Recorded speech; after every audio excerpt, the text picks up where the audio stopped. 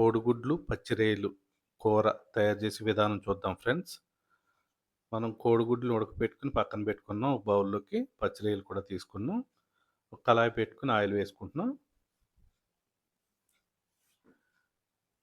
కొద్దిగా పసుపు వేసుకుంటున్నాం. మనం ఉడకపెట్టిన ఎగ్స్‌ని మనం ఆయిల్‌లో ఫ్రై చేసుకోవాలి. చిన్న చిన్న ఘాట్లు పెట్టుకోవాలి, లేదంటే పేలుతాయి. గుడ్లు పేలుతాయి. మనం ఘాట్లు పెట్టుకుంటే పేలవు. మనం ఫ్రై చేసుకొని మనం ఒక బౌల్‌లోకి తీసుకుంటున్నాం. కోడిగుడ్లని మనం బౌల్‌లోకి తీసుకుంటున్నాం. మనం ఇదే ఆయిల్‌లో పచ్చిరొయ్యలను కూడా మనం ఫ్రై చేసుకోవాలి లైట్‌గా.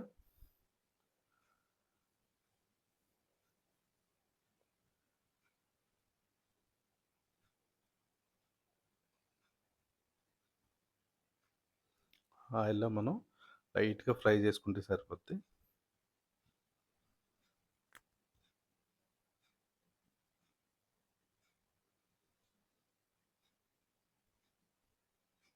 మనం బౌల్‌లో తీసుకుంటున్నాం.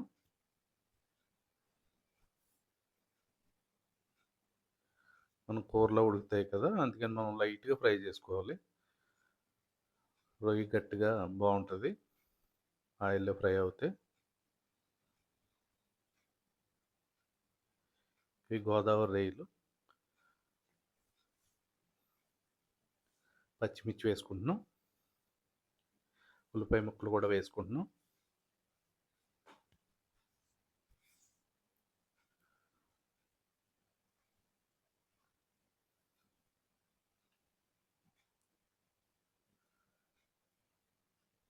ఆయిల్‌లో ఫ్రై చేసుకుంటున్నాం ఉల్లిపాయ ముక్కలని అదిని.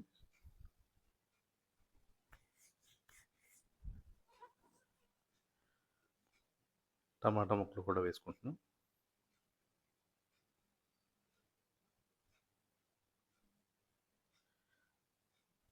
మొత్తం అన్నీ కూడా మనం ఫ్రై చేసుకుంటున్నాం.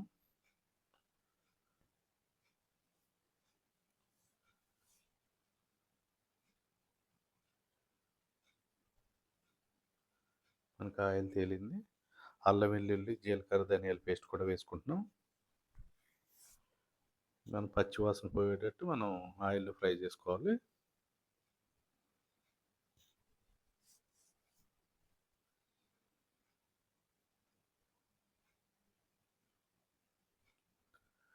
కోడిగుడ్లని మనం ఫ్రై చేసుకున్నాం కదా! మనం వేసేసుకుంటున్నాం. రొయ్యలను కూడా వేసుకుంటున్నాం.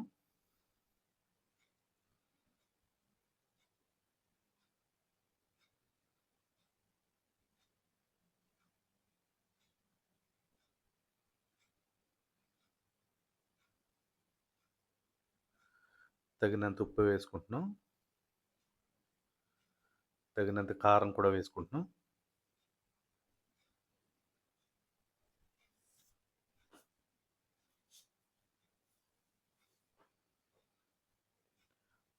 మొత్తం అంతా కలుపుకుంటున్నాం మనం. మొత్తం అన్నీ కూడా రొయ్యలకి, ఎగ్స్‌కి అన్నీ కూడా పట్టేటట్టు కారం అదిని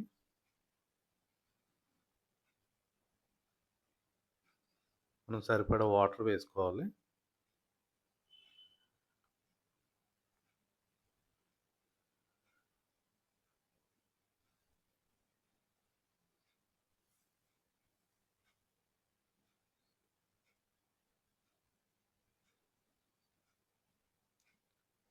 కొత్తిమీర వేసుకుంటున్నాం.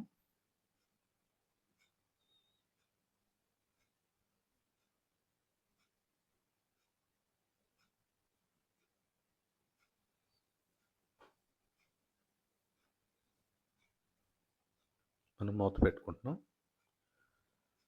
రెడీ అయింది. ఈ రెసిపీ గనుక నచ్చితే ఒకసారి ట్రై చేయండి. సబ్స్క్రైబ్ చేసి లైక్ చేయండి ఫ్రెండ్స్.